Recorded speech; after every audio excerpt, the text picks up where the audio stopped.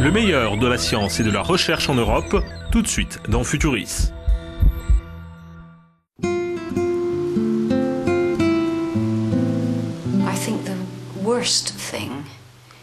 Je pense que la chose la plus terrible est la perte de l'être cher. Alors que nous avions pris des décisions ensemble, aujourd'hui je me retrouve seule. Le compagnon qui m'avait soutenue durant toutes ces années n'est plus là. Il y a 3 ans de cela, Peter, le mari de Sylvia, a commencé à montrer des signes de perte de mémoire. Il venait d'avoir 79 ans. Peter était ingénieur dans le design, un homme plein de vie, mais il a progressivement perdu le contrôle de lui-même. Il n'est plus aujourd'hui capable de se gérer seul. Un glissement inéluctable qui l'a conduit au sein de l'Institut de recherche pour le soin des personnes âgées dans la ville de Bath, au sud-ouest de l'Angleterre. C'est là qu'a été diagnostiquée sa maladie d'Alzheimer. Il ne se souvient pas de ses enfants ni de ses petits-enfants et ne reconnaît ni son frère ni sa sœur. Il les accueille à la maison parce qu'ils sont amicaux et qu'il aime les voir, mais il ne se souvient pas d'eux. Peter a intégré un programme d'essai qui s'articule autour de l'évaluation de nouveaux traitements, un programme qui cherche à mieux aborder et à mieux comprendre les pathologies liées à l'âge et ainsi soulager le fardeau qui pèse sur les patients et les travailleurs sociaux qui les accompagnent. Au fil de la progression de la maladie, les patients deviennent plus dépendants. Ils ont besoin de plus d'appui. Viennent s'ajouter à cela des troubles comportementaux. Ils peuvent devenir agités, leur inquiétude augmente, leur sommeil est affecté. Au final, le stress augmente pour celui ou celle qui prodigue les soins.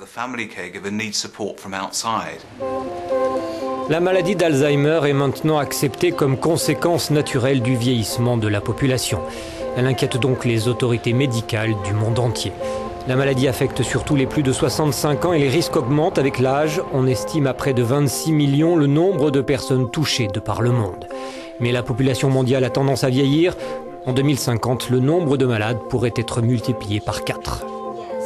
Au sein de l'Institut Karolinska de Stockholm, le professeur Bengt Winblatt est directeur du centre de recherche sur la maladie d'Alzheimer.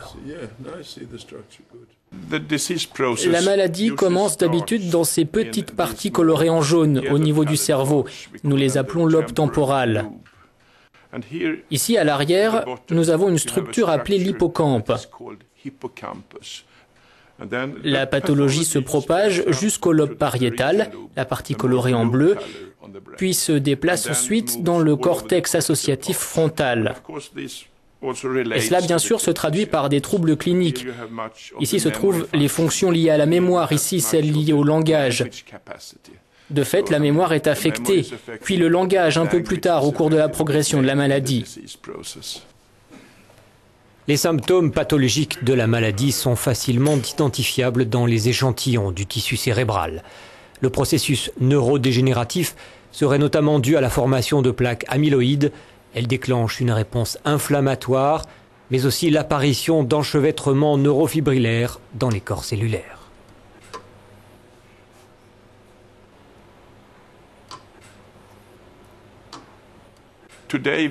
Aujourd'hui, nous en savons beaucoup plus qu'il y a 20 ans. À l'époque, nous n'avions aucun traitement, les soins n'étaient pas au point et il n'y avait aucun médicament digne de ce nom sur le marché.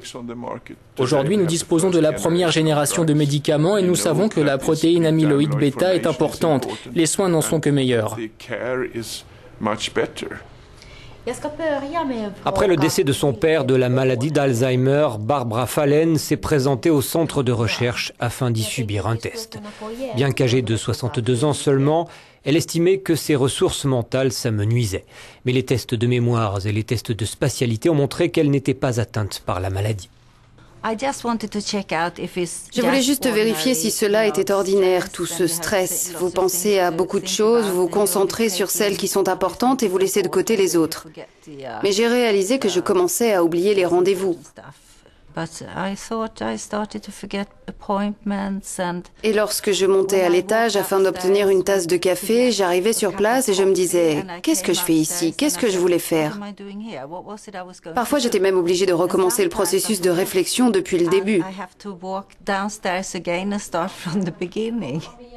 Les tests de mémoire impliquant des quiz forment la première étape dans l'établissement d'un diagnostic. Il est d'ailleurs primordial d'établir un diagnostic précoce et ce afin de déceler des causes annexes aux troubles cognitifs.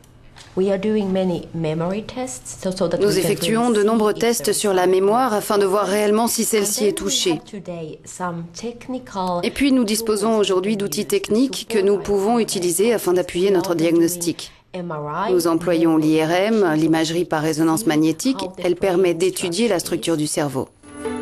L'imagerie par résonance magnétique ou IRM s'est révélée un outil précieux. Elle seconde les chercheurs et les médecins spécialisés, car en plaçant le patient dans un puissant champ magnétique, on obtient des images en 3D des tissus à l'étude. L'IRM montre clairement ce qui se passe dans le cerveau. Le balayage de gauche met en évidence une atrophie et le rétrécissement avancé typique de la maladie d'Alzheimer, tandis que le cerveau de droite est intact. Nous savons que l'activité physique ainsi qu'une vie active sont bénéfiques. Les activités mentales, les activités sociales protègent également contre la maladie d'Alzheimer. D'autres facteurs sont aggravants. L'hypertension artérielle, par exemple, un taux élevé de cholestérol également, le diabète ou l'obésité. Alors, prenez soin de vous. Tout ce qui est bon pour le cœur est aussi bon pour le cerveau.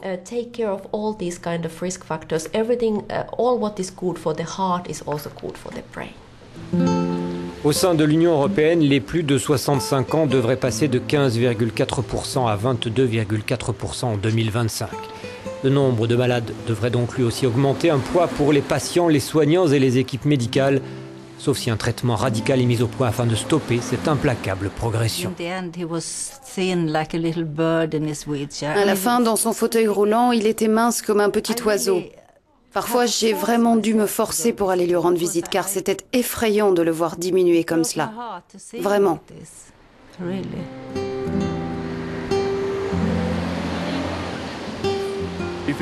Si nous ne parvenons pas à trouver un remède ou un traitement, je crains que beaucoup de nos systèmes de soins s'effondrent sous la pression.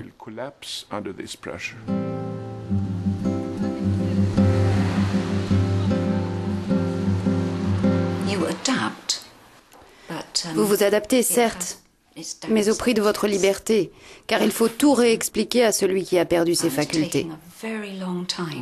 To explain any small thing for him to do.